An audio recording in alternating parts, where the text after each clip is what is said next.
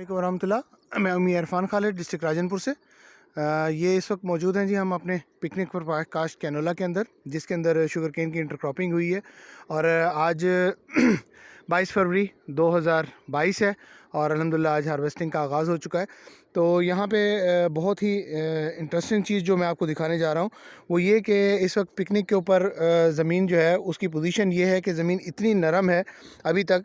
तो ये जिस वक्त दरांती लगाते हैं तो बाज़ पौधे ये देखें जड़ समेत ही हाथ में आ जाते हैं। जो ही इसको यानी कि लेबर जो है वो हाथ में लेती है दरांती चलाने के लिए, हल्का सा खींचने पे ये देखें ये पौधे पूरे जड़ समेत बाहर आ जाते हैं। तो ये ज़मीनें जो हैं वो बिल्कुल ऐसे सख्त होती थी जैसे पत्थर होता है। तो इसके अंदर से जो है ना पौधे का निकलना तो दरकिनार, लेकिन ये देखें अभी पोजीशन ये है कि बिल्कुल हाथ लगाते ही जड़ समेत पौधा बाहर आ सकता है।